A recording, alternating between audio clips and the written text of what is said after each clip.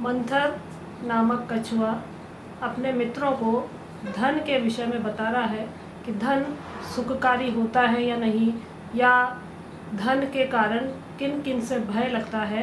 तो ये सारी बातें हम श्लोकों के माध्यम से पढ़ रहे हैं। आज इसी क्रम में आगे हम आज 3 श्लोक और पढ़ रहे हैं। जन्मनि क्लेश बहुले किम नो दुख मतः परम, इच्छा संपद्यतो नास्ति यच्चेच्छा न निवर्तते। क्लेश बहुले, क्लेश से भरा हुआ या दुखमय, जन्मनि यतः, इस जीवन में, यतः जिस कारण से, इच्छा संपत्ति, इच्छा अनुसार संपत्ति या मन चाही संपत्ति, नास्ति नहीं है। इस क्लेश बहुल जीवन में, दुखमय जीवन में जिस कारण से इच्छा अनुसार या मन चाही संपत्ति नहीं है, यच्च, और जो इच्छा, जो धन की इच्छा है, धन की अभिलाषा है, न निवर्तते, वो भी शांत नहीं होती है। अतः परम, इससे अधिक, किम नो दुखम, और क्या दुख हो सकता है। तो धन के विषय में ही यहाँ पर और प्रकाश डाला गया है कि इस दुखमय जीवन में इससे अधिक और दुख क्या हो सकता है कि न तो इच्छा अनुसार धन की प्राप्ति होती है, और धन की प्राप्ति हो भी जाए तो इच्छाएं शांत नहीं होती है, आगे से आगे और धन प्राप्त करने की लालसा बढ़ती जाती है। तो धन जो है वो अगर इच्छाओं को शांत नहीं करता है तो वो भी सुखजनक धन नहीं कहा जाता है। ये यहाँ पर इस श्लोक में कहा गया है। इसके बाद धनम तावद सुलभम लब्धम कृच्छ्रेण रक्ष्यते, लब्धनाशो यथा मृत्यु तस्मादेतन्न चिंतयेत्। धनम तावत, धन तावत तब तक, असुलभम, सरलता से प्राप्त नहीं होता।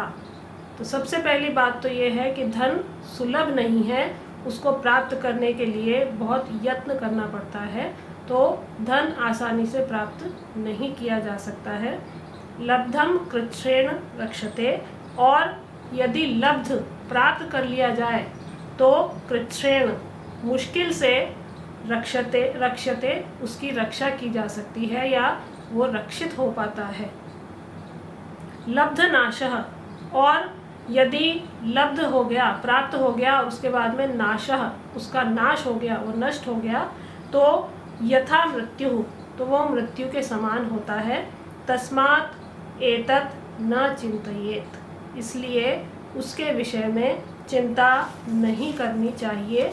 तो उस धन के विषय में चिंता क्यों नहीं करनी चाहिए? क्योंकि उसके 3 कारण यहाँ पर बताए हैं कि सबसे पहले तो जो धन है सुलभ नहीं है, उसको प्राप्त करना, उसको अर्जित करना बहुत कठिन है। फिर यदि कठिनता से अर्जित भी कर लिया जाए तो उसकी रक्षा करना बहुत कठिन है, और उसके बाद में, प्राप्त करने के बाद में यदि वो नष्ट हो जाता है तो व्यक्ति की वो मृत्यु के समान हो जाता है कि इतनी मुश्किल से, इतने यत्नों के बाद यदि धन प्राप्त किया, उसकी रक्षा नहीं हो सकी और वो नष्ट हो गया, तो वो मृत्यु के समान होता है। इसलिए उस धन के बारे में न चिंतयेत, चिंता नहीं करनी चाहिए। तो भाग्य प्रबल होता है, भाग्य में है तो सुख भी आएगा, दुख भी आएगा, धन भी आएगा और धन भी जाएगा।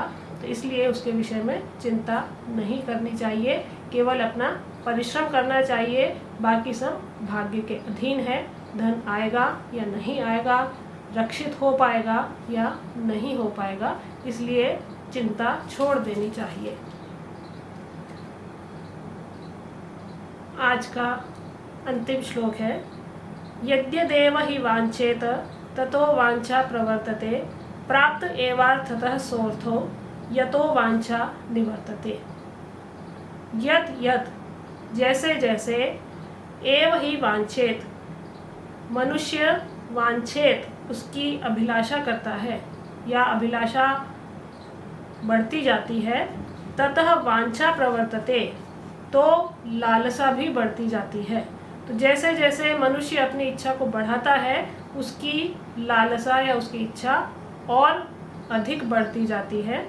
यतः यांछा निवर्तते, और जब वो उसकी जो यांछा, उसकी जो लालसा है वो शांत होती है, अर्थः अर्थतः एव प्राप्तः, तब वो जो धन है वही वस्तुतः प्राप्तः, वही वस्तुतः लब्ध धन है, या वही उसके द्वारा प्राप्त किया धन कहा जाता है।